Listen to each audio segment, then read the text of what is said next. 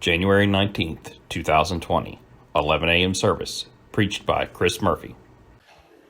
Good morning. Again, if they'll turn down the lights, Perry, would you come up and move this piano for me if you don't care? I want to start off by thanking all the people that filled in for me while I was gone. I appreciate Brother Rob and Brother Perry and Brother, what's his name up there in the stand? The youth pastor, Robbie. I appreciate that. I thank Paul for helping on Wednesday nights. And so I had a wonderful time on my trip, but I'm really glad to be home. I saw a lot of things that I always wanted to see, but I don't have a desire to go back, which is kind of strange. And so I want to tell you, if you'll put the first picture up there, I had the opportunity to go to Palestine. For those of you that don't know, I think most people here know I've been gone for 2 weeks. I got a chance to go with CBH, which is Christians Broadcasting Hope, which is the Church of God arm of that group. And Jim Lyons leads a group to Israel every 2 years. And I got a chance to go over with them. And so he took us to 3 different places. We went to Palestine, which is actually inside of Israel, which is a political upheaval in itself. We went to Israel, and we also went to Jordan. While we were in Palestine, that's where Bethlehem and Nazareth and places that you've heard of, we actually got a chance to go into that. But when we were there, it was Christmas Eve in the Eastern Orthodox Church. And so there was a lot of security. We saw a lot of young men with machine guns. And I told them in the early service, like the ones the bad guys carry that you often picture, you know, not the military kind, but more like an AK-47 looking thing. And so there were people standing everywhere because there were a lot of dignitaries coming to the church at Bethlehem. And then also Mahmoud Abbas, who is the Palestinian Authority president, was also coming in as well too. So security was very tight. It felt very safe for as much as we saw around there. And so thankful for that and thankful for the opportunity. But Israel is a small place in some ways. And I realized after I shared this in the first service that I shifted gears a lot. It just seemed like I just took you from place to place to place and just stopped. And there's a reason, because when I was there, we just went from place to place to place, and we had from 15 to 45 minutes in most places, and then they put us on a bus and we went to see something else. And so a lot of it was times you had to reflect on your own after you saw it. We actually spent almost 3.5 hours waiting to see the birthplace of Jesus, because of being Christmas Eve and all the different groups. And so that was one of the longest stops that we had in waiting. But Israel's a very small place. From the very northern part where you can see Syria and Lebanon, which is where the tribe of Dan was at, and we actually saw the sanctuary that the tribe of Dan built, not according to God's word, and it brought condemnation upon them. It's still there, and you can go see it there, and it's right on the border between Syria and Lebanon, and there's actually a minefield between them now. And so he's like, don't go there, which was easy for us not to do. Like, we're going to listen to you, and we'll stay where you told us to. And so, it was way off down through there, but a lot of security. And then if you drive about 5 hours, one man told us it's about a 5-hour drive to the south of the country. So a very small country. They crammed a lot of things in the 10 or 12 days, whatever it was that we were there. It was something. I wrote in my notes up here that I got a chance to see the places that Jesus saw. I got a chance to walk where Jesus walked. Sometimes perhaps even on the same road. We went to a place called Dove's Canyon where the Roman road is still there. And it was a place that went from Nazareth down to the Sea of Galilee. And the guide said there's no doubt Jesus walked this way. Probably here, especially if you went on up on the streets there. We got a chance, an opportunity to see the places that the Bible describes. You hear these places and I didn't realize how close they were. Some of them are just right across the street or just right down the road or on the other hill over there. Some places I was amazed to see. And some of them I was very disappointed when I got there.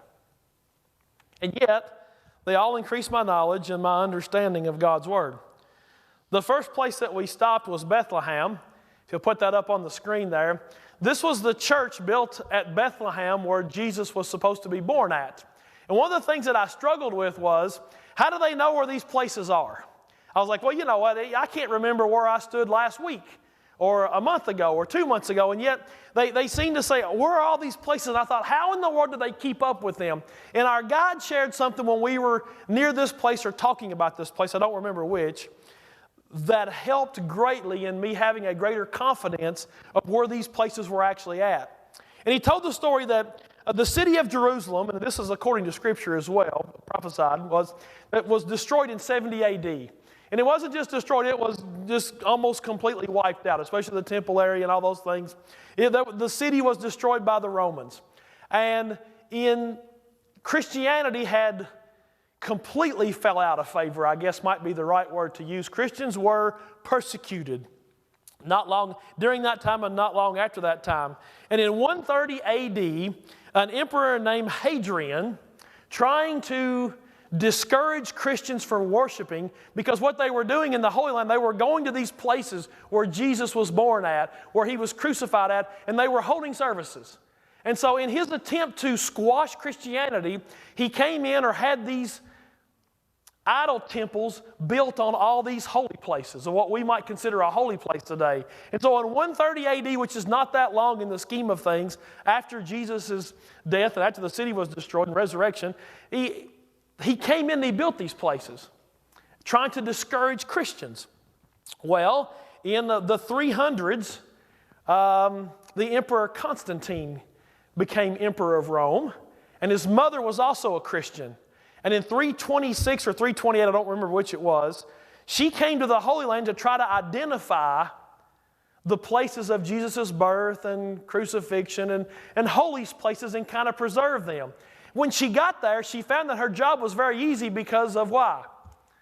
Some guy had built a bunch of temples on top of them. And so in his attempt to destroy Christianity, he actually served a purpose in preserving those places until they could come and put a church on it.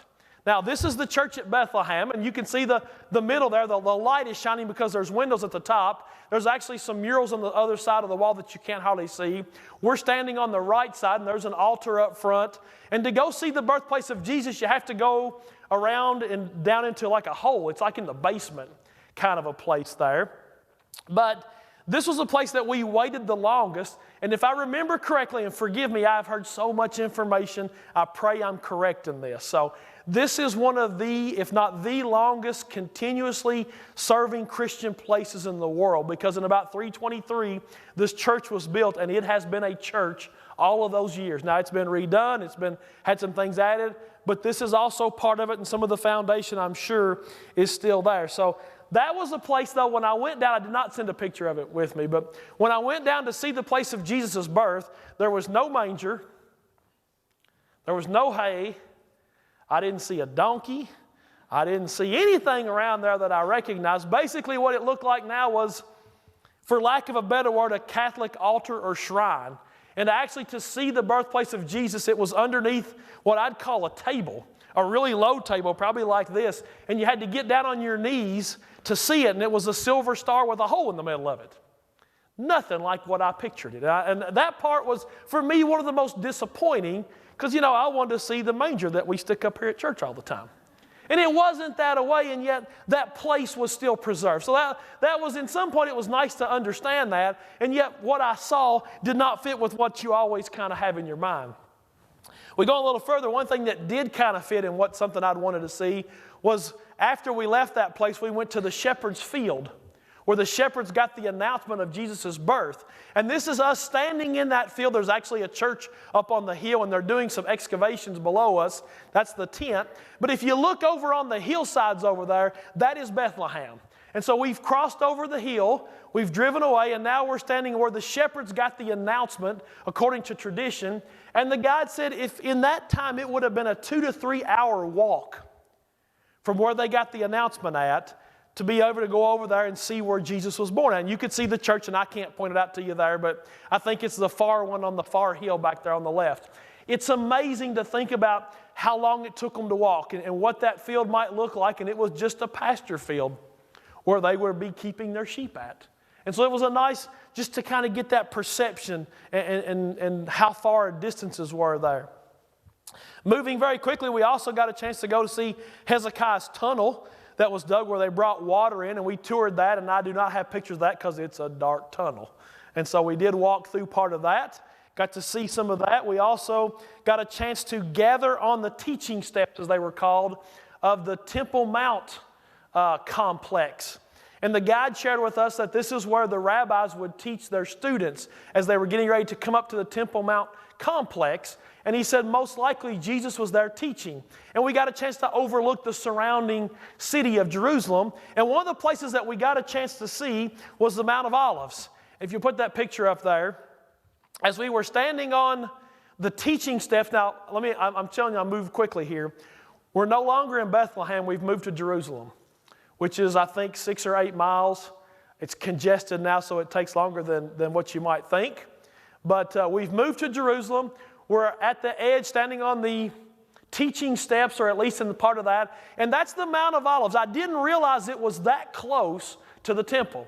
And I want you to notice something about the Mount of Olives. Do you see all the stuff on the bottom? Do you know what that is? They're tombs. The Mount of Olives is covered in tombs. And if I remember correctly, the guide said there was 150,000 people buried there. And you don't get to stay forever. They bury you there, and then after a while, and I don't remember the time, and I didn't ask what they do with you, they take you out and somebody else gets your place. It is so popular to be there that you come up there. And so that whole complex there was covered in tombs. And I couldn't help but think about the white sepulchres that Jesus spoke about. It would have been in that neighborhood, so to speak, as you look and see and understand those things. And if you could see a bigger picture, the Garden of Gethsemane is right to the left of that. We could actually walk down from the Mount of Olives, and it's right there on the side. And you can picture Jesus looking at Jerusalem because it's right on the next hill. They were so close, there was just a valley in between them, and it was a very, very close proximity there.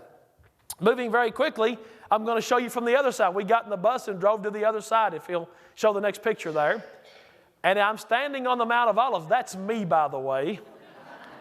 I wanted to make sure you didn't just think I got some pictures and stuck them up here. I actually got to go there. And that's me on the opposite side. Do you see what's right behind me? There's little tombs. That's what that is. So that whole area there is covered in graves, which I just never imagined. And that's the opposite place of where I was at. If you look, you can see a wall there on the corner, on the far hill there. On the left there, there's some debris right there. That's where I was standing at earlier on the other side of that. So a very close proximity as you're traveling through this area, and we were overlooking that. We actually got a chance to go into the city walls and to tour the old city and to see the shops and the homes. And we even went to see the crucifixion site of Jesus. I'm not going to show you the picture because it was also underneath a table that you had to look at a hole in the ground. And we couldn't get close to it because the crowd was so much. The steps were so steep to get up to it that I didn't include that because you can't really see anything. It doesn't look anything. There wasn't 3 crosses there. There wasn't a hill there. It wasn't any of the things that you visualize. And it actually was inside of a Catholic church. I think it was a Catholic church. It's one they actually shared. They told this story, and I hope this is true because I'm going to share it. And this is a disappointing story.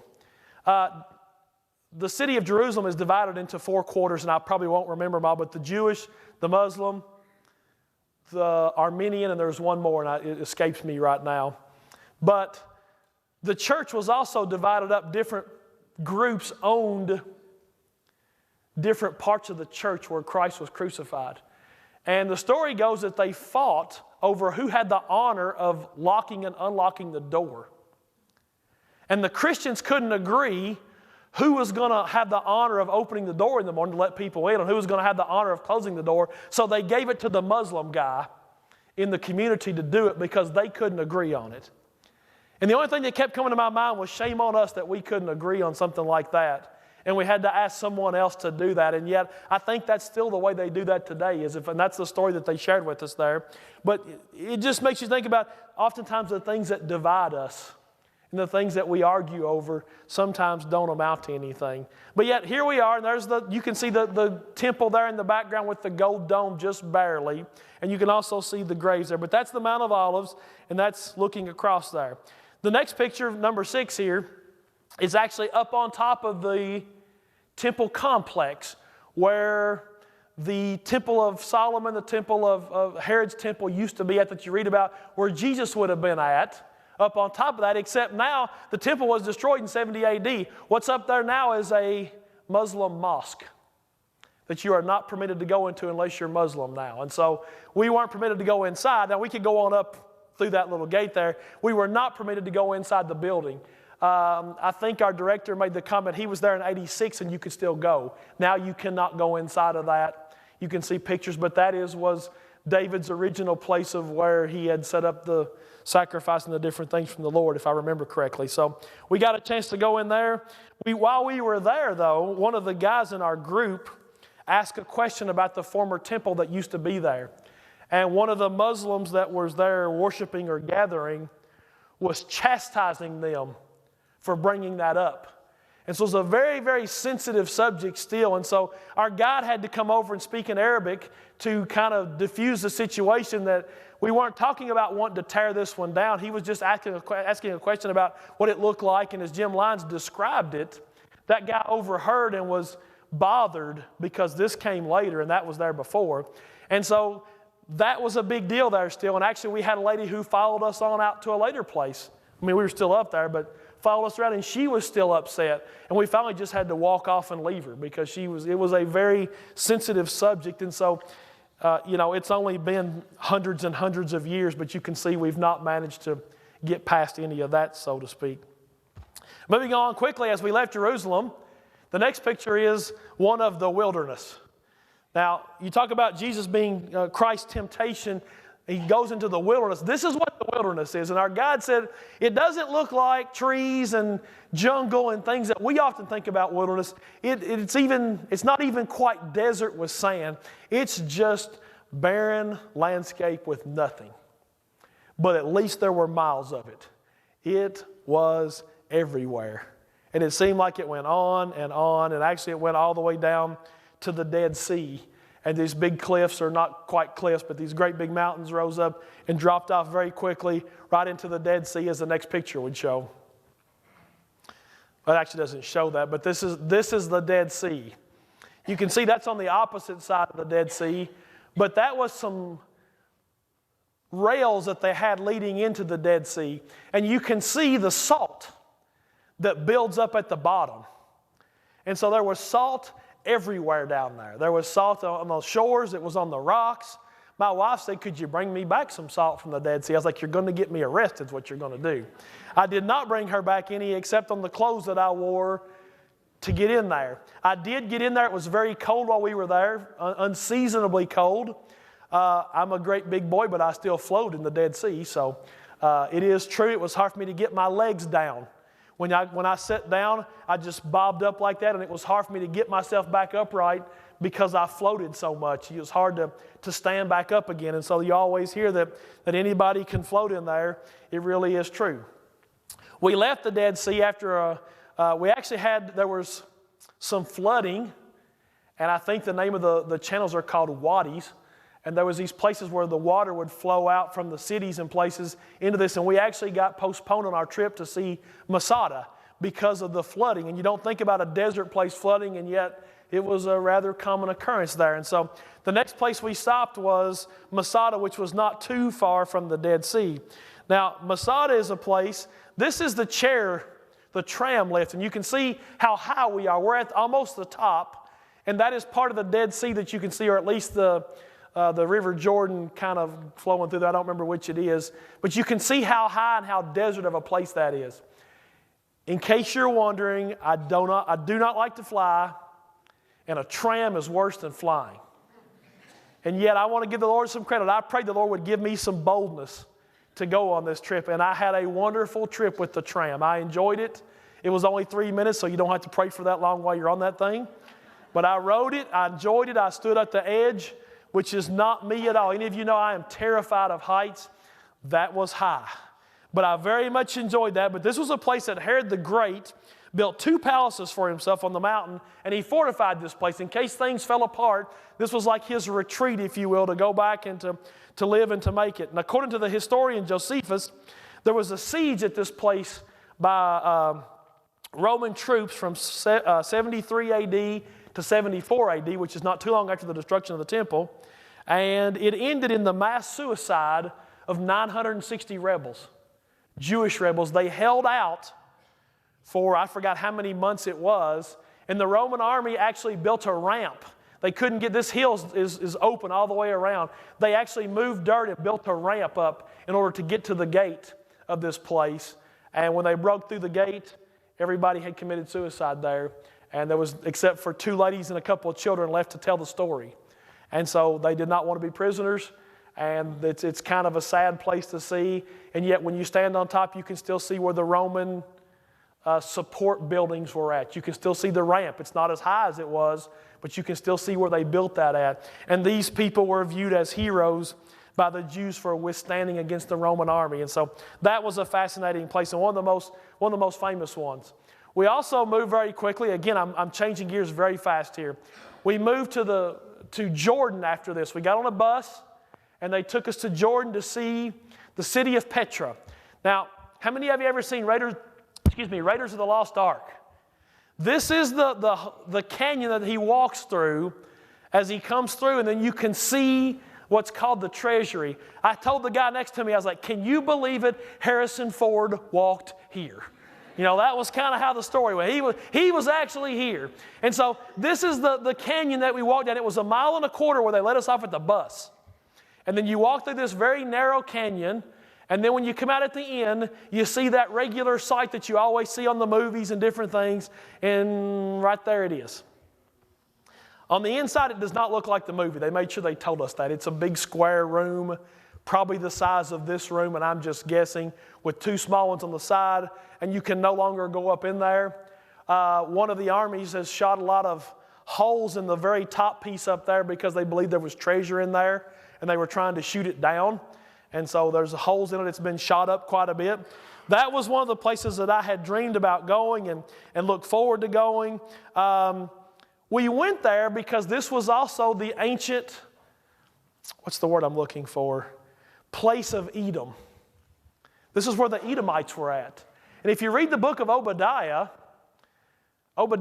prophesied against the Edomites that they would be destroyed, and they were. And they're not the group that built this. Actually, the Nabateans built this. They came after the Edomites because they were destroyed just like biblical prophecy said they would be. And so we went there to tour that, a place that I always wanted to look and see. It was 1.25 miles down there just to get to the first building.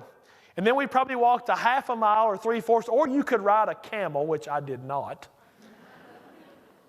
Or a donkey, I did not. You could ride on down and you could go to a place called the monastery, which they built another one of these up on the mountain.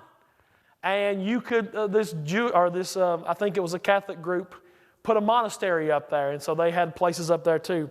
And so it was a lot of walking. The walk up to the monastery was 850 steps. I thought I knew how many that was. I did not. This is the picture of the walk up. As we went past this and looked back over some of the steps, that's what the surrounding area looks like around Petra. And you can see how impenetrable it is. It was a place that was very, very protected. The views were breathtaking. I'll tell you what else was breathtaking. Put the next picture up. The steps. That is me standing with my arm propped up against the wall and my hand on my shoulder, breathing and stopping. I had no doubt I would make it. I just worried that I wouldn't make it in time. And so it took me 1 hour and 15 minutes of climbing steps. That's how many 850 is. It was a long, I think somebody lied about it. It must have been thousands. I don't know how many it was. But that was the walk up there. When you get to the top, though, right here's the picture at the top. That's me again. I know if my head was gone, I thought that'd be a better picture. You could really see that. That is larger than the treasury. You can see I caught my breath enough to smile, enough to say, hey, I made it. We stayed like 20 minutes and we had to go back down because we had to catch the bus again. So that was a very, very difficult trip, but a very, very good trip. It was just an amazing place to be, one of those bucket list places I always wanted to go. We left that place and we went to, and this was still in Jordan, we went to one of the cities of the Decapolis. And that was the word that you always hear in the scriptures, but you never really understand where that is. The Decapolis was 10 cities in Jordan that were kind of self-ruling during Roman times, but not really. And so there's a passage in Mark where he mentions that Jesus went to the Decapolis. Now, there were 10 cities, so we do not know that he went to this one. But the guide shared with us, he said, this is what a Roman city in Jesus' time would have looked like. And this is actually the most complete Roman city of Jesus' time outside of Rome and Ephesus. And you can see this was the marketplace square. Still has the stones on the bottom, still has the pillars all the way around the side, and there's actually still the railing on the top. And everybody would have gathered here to sell their goods and to share information. And so most likely the disciples at least would have come here at one time to share the word. This is where that would have been, and this is what that looked like there. So just a fascinating walk. There was a temple there to Zeus that was destroyed in the 700s by an earthquake. There was also another temple up there that was just there was 123, if I remember correctly, columns that were there. And some of them were this big around. I mean, it was mind-boggling to think about that. And yet, this was 2,000 years ago. So a very interesting place. I think it was called Jerash, and it's in the city of Jordan. We moved very quickly from that place. I know I'm moving fast. We went back to Israel, and we went to the Sea of Galilee. Now, I shared some pictures on the internet with the Sea of Galilee that you can look at if you'd like to access my Facebook page. But the Sea of Galilee, this was the place where John writes about Jesus standing on the shore and calling to Peter and them to put their nets over on the side and catch fish. And he pulls up, I think it's 153, and somebody might correct me on my math there. And Peter realizes it's Jesus, and he throws his clothes off and he swims toward him. And he gets on the shore, and that's the place where Jesus asked Peter, "Do you love me?" 3 times. And he says, "If you do love me, feed my sheep." I'm standing in that place. There's also a church there. They built a church everywhere over there. If you wonder where a place is, just look for a church, and they think something happened there. This is a look down the shore beside that. And it was fascinating to me because that looked more like what it did in that day. You could see, if you look behind it, you hear places in Scripture where it says, and Jesus went up into the hills to pray. Right behind that, there are hills that start climbing very quickly. And this is right down on the shore, and it's very much, the whole thing's very much below sea level. So it's a fascinating place. We visited the site of the Sermon on the Mount, which is not too far from here. It's just a hillside there with a church next to it. We also went to the tribe of Dan and visited that part. They moved from the south to the north into a better property and better land. Very quickly here as we go on to the next one, this is also, we went to the River Jordan. This is the place about where Jesus was supposed to be baptized. I did not include the bridge with the traffic going over it to the left, and I did not show the big complex they built behind it with the gift shop. But this is about what it looks like there, and I like the wideness of it. I like the trees next to it. It made me appreciate the water and the things of how valuable water was there. Very calm waters with lots of fish still in them. Just an interesting place to see. And there were 20 people in our group that was baptized. I was not one of them, but 20 people got baptized out of the 54, I think, that were with us in our group. And so they very much enjoyed that. The next picture, we got in the bus and drove again. I'm sure I'm skipping some things. This is Mount Carmel where Elijah was at and called down fire. This is on our way back to Tel Aviv. And this is overlooking the valley. And if you're on that hill there, that is a very, very rocky hill. And it also has a lot of trees on it, like a Mediterranean climate there. And so as Elijah would have been wandering around and hiding from, it was Ahab and Jezebel, if I remember the story correctly, this was a good place to hide. There was lots of mountains in there, and this was the place that they believe he was at. And overlooking that, you can imagine not only his heartache in seeing that, but also the great miracle that was experienced there as well too. Moving along very quickly, we get to the shore of the Mediterranean, because I got a message in this, but it's very short.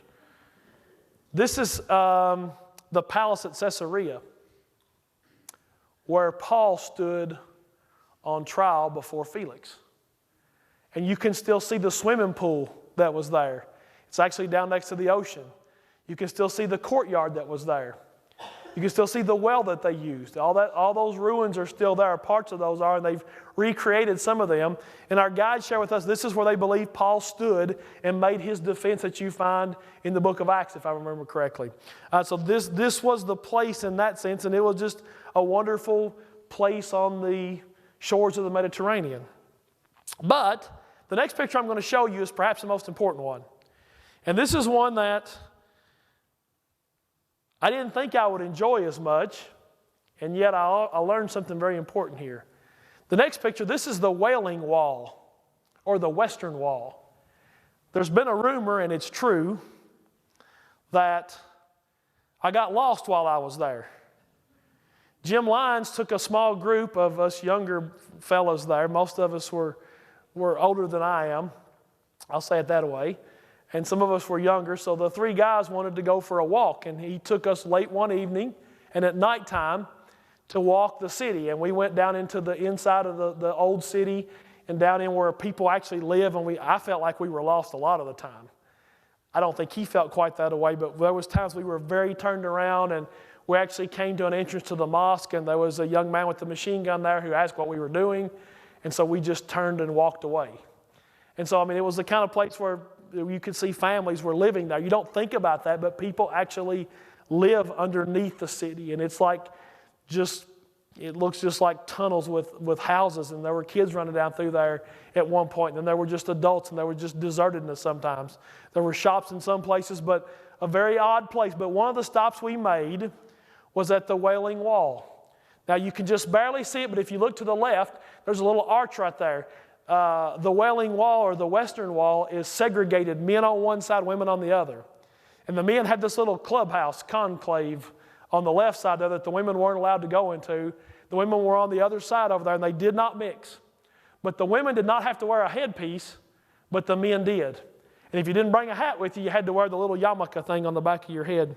And they had them there for you to get. They were free, but it was kind of the opposite of what we think about here. And so it was a different thing there, but when we were standing there, Jim Lyons was telling us, he said, every time I come here, I want to put my hand on the wall and say a prayer. And people have been praying here for centuries. And if you get up close to it, there's cracks in the stones there. Those big stones are the ones actually from King Herod's time. They get smaller as they go up because the Crusaders put some on top of it, and different groups did, to fortify it's actually not part of the complex as much as it's part of the retaining wall that holds the dirt up, actually. But underneath those is the original foundation of Solomon's temple, or that part there, that foundational wall that held that up there. And Jews today believe that is the closest they can get to God, because there is a mosque on top of the temple site. And so they come here and they pray, and they write their prayer request on a little piece of paper, they wad it up, and they cram it in the hole. So when you get up there closer, there's paper stuck in there, really tight, crammed in these little places here. And so Jim was telling us, he said, I always come here and pray. And I was like, well, I want to pray too. So I walked up to the wall. I put my hand on the wall just like I'd seen everybody else doing, and just like everything else was going on, and thinking about in part how the Jews thought that is the closest that you could get to God, because that was the closest they could get to the temple. And yet, as I stand here before you, I want to share something with you. As I stood there with my hand on the wall, it wasn't crowded. I was praying, but I didn't feel any closer to God than I do right here in Ashland, Kentucky. And that's important. What an amazing place of history. What an amazing place to be there. And I already knew the answer, but it was a good reminder that God doesn't reside in a building. That God's power is not any closer because you're next to a wall. I traveled over 14,300 miles while I was gone. And I took 134,000 steps. You'd think I'd be skinny by now, but it didn't work. And yet I'm here to report that Christ is just as real here as he was there. And I want you to know that. And I want you to remember that, because sometimes we forget that. We think, does he really love me, or is he really paying attention to me? As great of a place as that was, God's here too. Acts chapter 17, I'm going to close with this passage of Scripture. Verses 22 through 29 say this. And again, we're changing gears. This is Paul. And he's actually in Athens. And he's in Athens, and there's a group of men that gather on this hill, philosophers and poets and different people, and they basically put up a idol to every god they could think of to make sure they covered all the bases. And in particular, they have one that says to the unknown God, just to make sure they've got everything covered. And Paul shares something very important that I think sometimes we forget. And he says, then Paul stood in the midst of Mars Hill and said, ye men of Athens, I perceive that in all things ye are too superstitious. For as I passed by and beheld your devotions, I found an altar with this inscription, to the unknown God, whom therefore ye ignorantly worship, him declare I unto you. Basically, he says, you don't have to wonder who the unknown God is. I'm going to tell you who he is. God, that made the world and all things therein, seeing that he is Lord of heaven and earth, dwelleth not in temples made with hands. I reached up and I touched the western wailing wall, and it was a cold piece of stone. It was an amazing place. But I didn't feel any closer to God there than I have at an altar of prayer here. Neither is worshipped with men's hands as though he needeth anything, seeing he giveth to all life and breath and all things. Verse number 26 says this, and hath made of one blood all nations of men for to dwell on the face of the earth, and hath determined the times before appointed and the bounds of their habitation, that they should seek the Lord, if haply they might feel after him and find him, though he be not far from every one of us. For in him we live and move and have our being, as certain also your own poets have said, for we are also his offspring. For as much then as we are the offspring of God, we ought not to think that the Godhead is likened to gold or silver or stone, graven by art and man's device. Of all the places I saw, there are things that I'll pray I'll never forget, and it has expanded my understanding of Scripture in a way that I'd hoped. Just seeing the places. And yet, you know what? Jesus Christ is just as real here. Church, we have much to be thankful for. As we get a verse of song, I want to remind you, God doesn't have to be in a wall. God doesn't have to be in a building. God wants to be in your life. He wants you to be following him and serving him, and it can start here, and you can find him here. As we get a verse.